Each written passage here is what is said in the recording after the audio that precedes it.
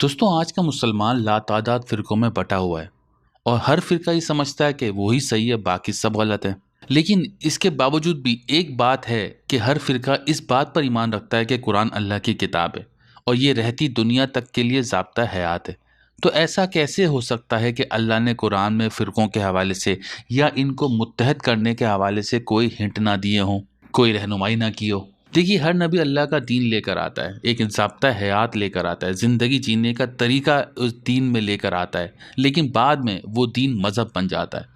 اگر نبی کا لایا ہوا دین کسی ملک میں نافذ کر دیا جائے تو وہ ملک اسلامی ہو جائے گا، اور اگر وہ دین کوئی انسان اپنے نفس پر، اپنے آپ پر لاگو کر لے تو پھر وہ نفس، وہ انسان اسلامی یا مسلمان ہو جائے گا۔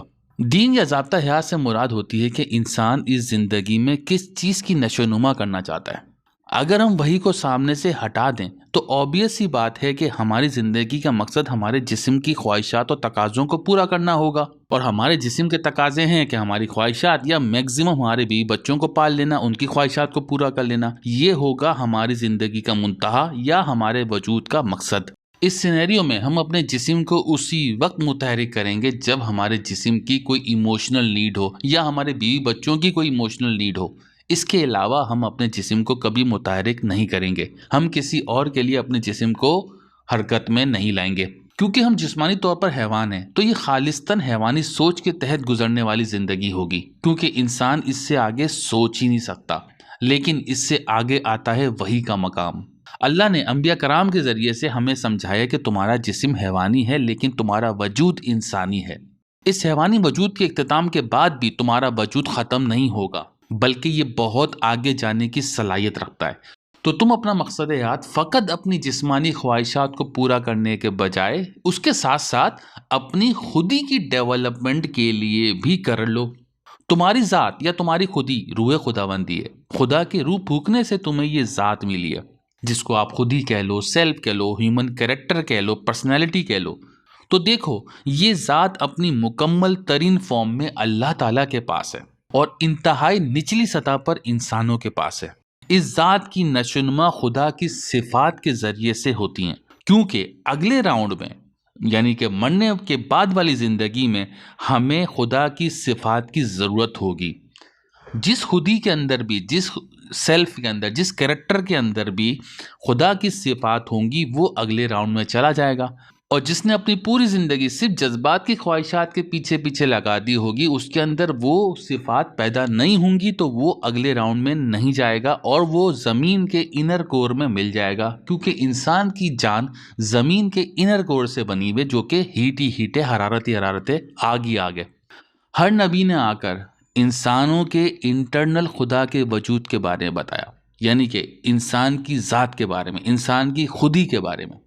انسان کی ذات یا انسان کی خودی خدا کے راستے پر چلنے سے نشو و نما پاتی ہے، لیکن نبی کے جانے کے کچھ عرصے بعد حکمران اقتدار سے چمٹ گئے اور حکمرانی کو بادشاہت میں کنورٹ کر دیا، اور لوگوں کو انٹرنل خدا یعنی انسانی ذات کی نشو و نما کرنے کے بجائے اسی خارجی خدا کی پرستش میں لگا دیا، جو خارجی خدا آسمانوں کا مالک ہے، زمینوں کا مالک ہے۔ اس کو خوش کرنے اور اس کی ناراضگی سے بچنے کے لیے کچھ عقائد وضع کیے گئے، کچھ رسومات نکالی گئیں، اور ان کی پرستشوں کے نام کو مذہب کہہ دیا گیا۔ ہر مذہب بشمول اسلام اور اس میں موجود تمام فرقے میں اسی خارجی خدا کی پرستش ہوتی ہے۔ ہم مذہب کے نام پر جو کچھ بھی کرتے ہیں، ہم صرف خدا کو خوش کرنے کے لیے کرتے ہیں، اپنی ذات کی نشو و نما کرنے کے لیے نہیں کرتے، جبکہ اللہ بار بار کہتا ہے کہ وہ بے نیاز ہے ہم سے، ہماری اس کائنات سے بے نیاز ہے، اس کو ہم میں سے کسی سے کچھ بھی نہیں چاہیے۔ دوستوں، فرقوں کا یا مذہب کا تعلق خارجی خدا سے ہوتا ہے، جبکہ دین انسانوں میں موجود خدا کے تصور اور اس کی نشو و نما کے لیے آتا ہے۔ انسانوں کی دنیا میں وہ خارجی خدا نہیں آتا، یہاں خدا کی صفات کا ظہور انسانوں کے ذریعے سے ہی ہوتا ہے، ان انسانوں کے ذریعے سے جو اپنے اندر موجود خدا کے تصور پر ایمان لاتے ہیں اور اپنی ذات کی نشو و نما کے لیے خدا کے رنگ میں رنگتے چلے جاتے ہیں۔ خدا علم کا سمندر ہے تو یہ لوگ بھی علم کا سرچشمہ بنتے جاتے ہیں، اور جو علم یہ حاصل کرتے ہیں اس سے دنیا کو منور کرتے جاتے ہیں۔ اللہ رحیم ہے، یہ بھی انسانوں پر رحم کرتے ہیں، یہ اپنی صلاحیتوں سے جو کچھ بھی کماتے ہیں اس کے لیے وہ دوسروں کے لیے رحمت کا سبب بنتے جاتے ہیں۔ اللہ ظالم کو پسند نہیں کرتا۔ یہ لوگ بھی ظلم کے خلاف کھڑے ہو جاتے ہیں، یہ سر کٹانا جانتے ہیں لیکن فرعونوں کے آگے جھکنا نہیں جانتے۔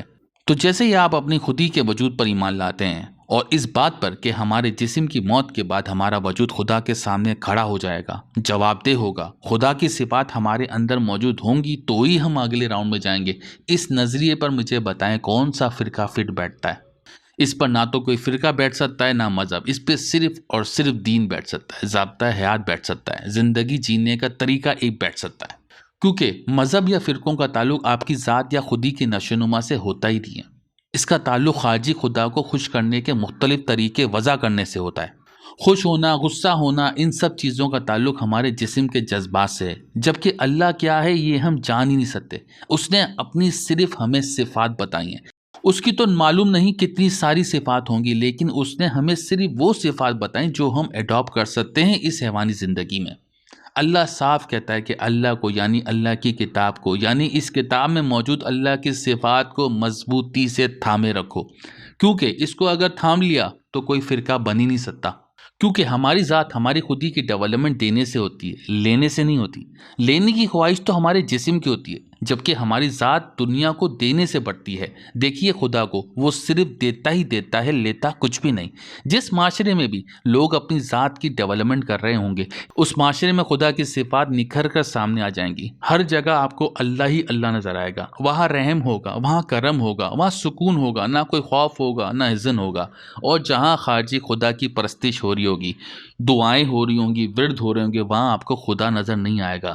خدا کی کوئی صفت آپ کو اس معاشرے میں نظر نہیں آئے گی، وہاں سے خدا ہٹ جاتا ہے، غائب ہو جاتا ہے۔